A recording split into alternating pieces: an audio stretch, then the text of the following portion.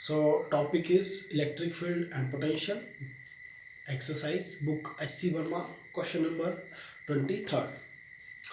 Question number 23rd अगर आप लोग देखेंगे तो उसमें बोला गया है कि दो identical balls are charged by rubbing against each other.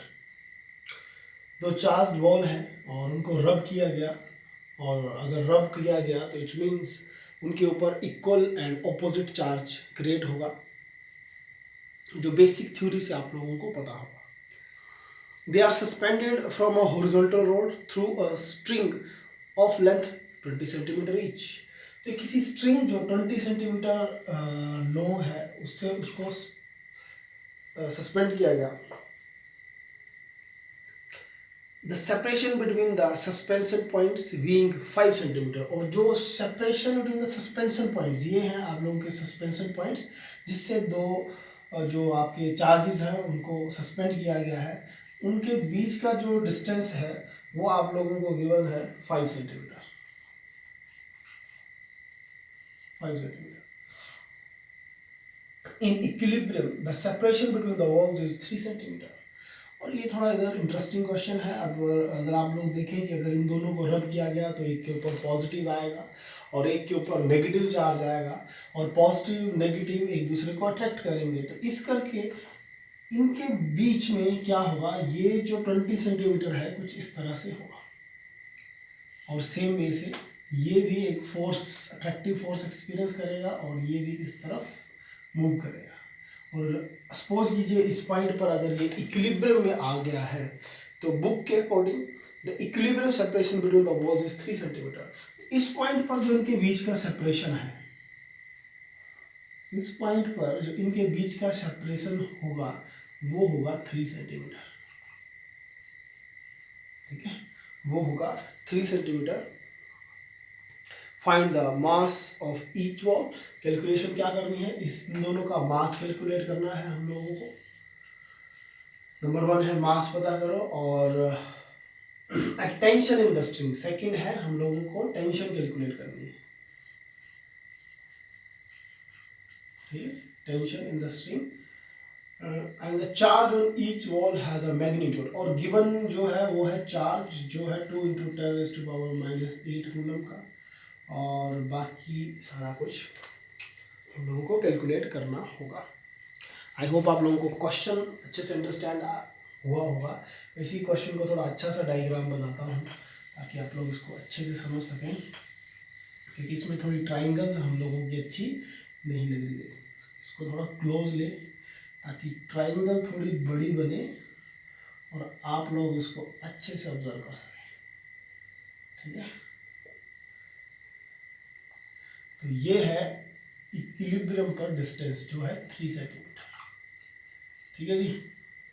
तो काम है हम लोगों का मास कैलकुलेट करना और टेंशन कैलकुलेट करना.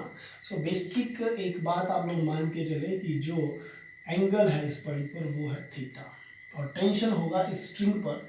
ये स्ट्रिंग है आप लोगों की 20 सेंटीमीटर, तो टेंशन होगा इस पर. अच्छा, तो अगर कोई मास है तो इसके ऊपर जो एक फोर्स लगेगी, इस वॉल के ऊपर जो फोर्स लगेगी वो लगेगी वर्टिकली डाउनवर्ड. अगर मैं इसका फ्री बॉडी डायग्राम बनाऊं इस चीज़ का तो क्या होगा, इस तरह से, और उसका मास mg इस तरह से. अच्छा, उसका टेंशन ये वाली साइड टेंशन, इस साइड आ रही है आप लोगों की टेंशन, और एंगल है थीटा. तो इस टेंशन का इस साइड एक कंपोनेंट आएगा, वो कंपोनेंट होगा t cos थीटा. और एक और फोर्स आप लोग देखें तो ये नेगेटिव होगा और एक पॉजिटिव, तो इस तरफ भी एक ये फोर्स एक्सपीरियंस करेगा इस side, and that force is electrostatic force. तो उसको लिख देता हूँ F ऑफ E, जो कूलम्स लॉ की वजह से मिलेगी, क्योंकि नेगेटिव पॉजिटिव अट्रैक्ट करेगा. अच्छा, T का एक कंपोनेंट T cos थीटा इस तरफ, तो दूसरा कंपोनेंट इस साइड आएगा, that is T sin theta. So अभी क्वेश्चन काफ़ी हद तक हम लोगों का सॉल्व हो चुका है फ्री बॉडी डायग्राम से. फ्री बॉडी डायग्राम से तो इस पर जो वेरियस फोर्सेस लग रही हैं, एक इक्वेशन आप लोग ये बनाएं, एक तरफ है mg और एक तरफ है t cos थीटा. तो what it means, that is T cos theta is equal to mg। एक इक्वेशन आप लोगों की ये, और दूसरी इस पॉइंट पर that is T sine theta is equal to F. तो इक्वेशन 2 को 1 से अगर आप लोग डिवाइड करें, 2 डिवाइड बाई 1, 2 डिवाइड बाई 1, तो what we will get, T से टी कटेगा, sine upon cos that is tan of theta will be equal to f of e over mg। So मेन था मास कैलकुलेट करना। तो मास किस तरह से कैलकुलेट करेंगे, इस मास को ले जाएं इस तरफ and it will come f over tan of theta into g. तो ये बन गया आप लोगों का फॉर्मूला। अब बात आती है tan थीटा की वैल्यू कैलकुलेट करने की और फोर्स कैलकुलेट करने की। अगर आप लोग इस ट्रायंगल को अच्छे से देखें तो ये है आप लोगों का थीटा, ये है ट्रायंगल, और इस पे अगर मैं बोलूँ साइन थीटा की वैल्यू कितनी होगी, साइन ऑफ थीटा, तो साइन थीटा आप लोगों को पता है परपेंडिकुलर ओवर हाइपोटेनस।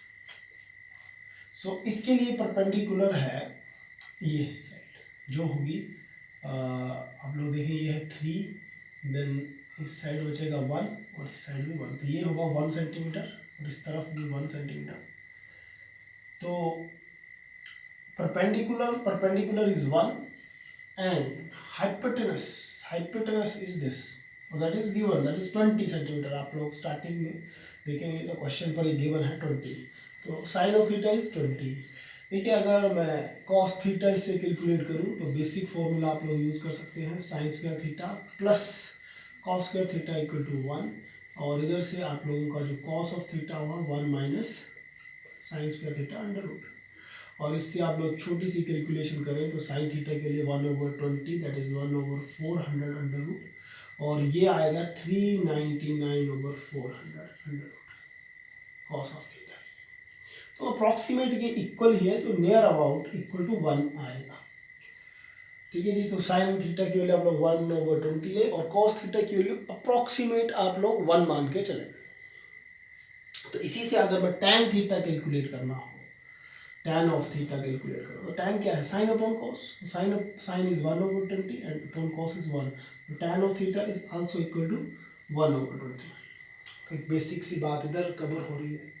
तो tan थीटा की वैल्यू आपकी 1/20, कॉस थीटा आपका 1 और साइन थीटा की वैल्यू भी 1/20। तो ये बेसिक वैल्यूज आप लोग देख लीजिए किस तरह से कैलकुलेट की जा रही हैं। और फिर इधर मेन बात आती है आप लोगों की कूलम्स लॉ। कूलम्स लॉ क्या है, दैट इज 9 × 10⁻⁹ एंड 2 चार्जेस। तो चार्जेस गिवन है, that is 2 × 10⁻⁸ into 2 × 10⁻⁸ over r square. So r क्या है, डिस्टेंस, दो चार्जेस के बीच का डिस्टेंस है 3, सो इट मीन्स 3/100, 3/100 स्क्वायर। ठीक है जी, 3/100 स्क्वायर। तो इस 100 को आप लोग लिखें ऊपर, तो ये बन जाएगा दैट इज 3 स्क्वायर, और 3 से स्क्वायर आ गया 9, और इस पॉइंट पर आएगा 100 × 100। ठीक है जी, और ये आ गई आपकी वैल्यू f की, that is k q1 q2 over r square, और tan थीटा की वैल्यू हम लोगों ने कैलकुलेट की थी अभी 1/20। सो ये आ गया आप लोगों का 1/20 और g की वैल्यू 10। तो ये अगर आप लोग सॉल्व करेंगे तो आपको मास मिलेगा। सो 9 से 9 कैंसिल आउट, बाकी आप 10 से ये 10 कैंसिल आउट कीजिए, और इस पॉइंट पर आप लोग देखिए 2 × 2 × 2 दैट इज 8। ठीक है, और 10⁻⁴ ये है 9, और एक ये +1 -8 -8 -16, और ये है एक 3 और 3 टाइम्स 1 2 3। तो ये चला गया आपका मास इज इक्वल टू 8 × 10⁻⁴, ये देखिए 9 और 1 10 10, और ये 3 13, तो 13 - 16 दैट इज 10⁻⁻³ -3। तो ये मास है आप लोगों का केजी में। अगर इसको ग्राम में बदलना होगा तो आप लोग इसको 1000 से मल्टीप्लाई करें तो it will come 8 gram. So mass of these It is in kg, okay, it is in kg, and then to convert it into gram, multiply it with 1000. So mass is 8 gram. So that is the answer of our first part, that mass will be 8 gram. Now second part is tension. Calculate the tension. So we can use equation 1 or equation 2. That is on us. So it will be good to use equation 2. So equation 2. So from equation 2. So from equation 2, or we can also use equation 1, that is on us. So if we will use equation 1, it will come T equal to mg over cos of theta. So value of mass is 8. What is it? 8 gram. So convert it into kg, 8 upon 1000. And g is 10 and cos theta is 1. So tension will come 0.08. That will be our answer.